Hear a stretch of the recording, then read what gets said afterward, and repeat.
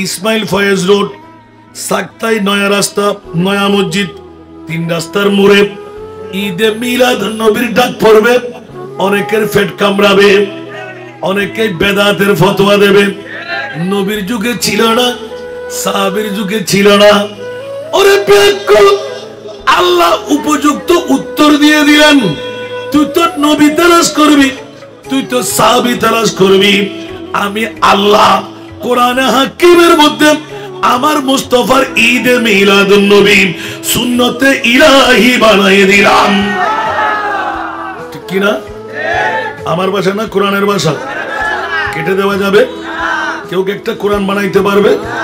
ফাতু বিসূরাতিম মিন মিসলি ওয়াদু শুহাদাআকুম মিন দুনিল্লাহি in কুনতুম সাদিকিন। উচ্চ আওয়াজ দিয়ে বলবেন না সুবহানাল্লাহ?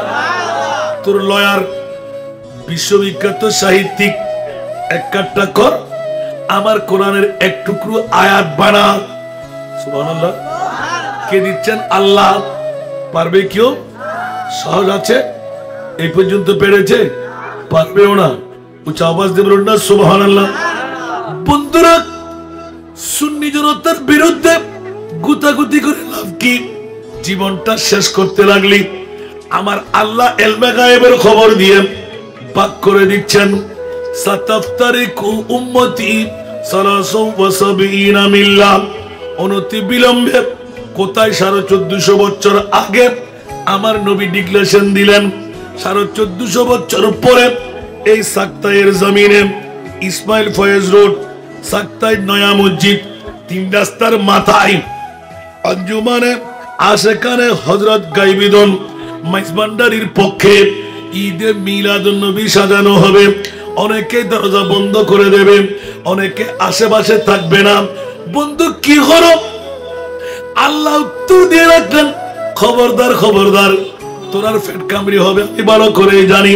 যেহেতু আমি আল্লাহ আলমে আরওয়ার জগতের মধ্যে ওয়া ইয আখাযাল্লাহু মিসাকান নাবিয়িনা লামা আতাইতুকুম মিন কিতাবিন ওয়া হিকমা সুম্মা জাআকুম রাসূলুন। উচ্চ আওয়াজ দিয়ে বলুন না সুবহানাল্লাহ। জোরে। আমার ভাষা না কোরআনের ভাষা। এখনো আদম আসে নাই, হাওয়া আসে নাই, পৃথিবীর জগৎ আল্লাহ বানাই নাই। রূহের জগতের মধ্যে বসে ও মুনিব মাওলা, মামলাটা একটু খুলে দাও না। বলে যে কেন খুলবো? আমি জানতাম বিশ্ববিখ্যাত সংবিধান যখন পৃথিবীর জগতে আসবে আর আহলে সুন্নাতুল জামাত মুস্তাফার প্রেমের মধ্যে রবিউল আউয়াল শরীফের চন্দ্র উদয় হলে পাগল পারা হয়ে যাবে।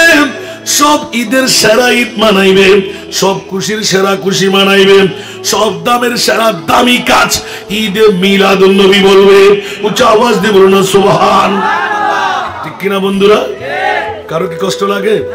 খোদার কসম, আল্লাহর কোরআন থেকে এলান নিতে লাগলাম, মাওলা রে, পৃথিবীর জগতের মধ্যে আর কোন দামি সম্পদ আছে কি? সুবহানাল্লাহ বলেন। সবচাইতে দামি হীরার টুকরা আছে না নাই?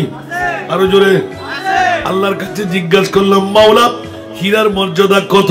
বলে দেখ, কিসের হীরা, কিসের স্বর্ণ, কিসের চাঁদ, কিসের সূর্য, কিসের মেঘ।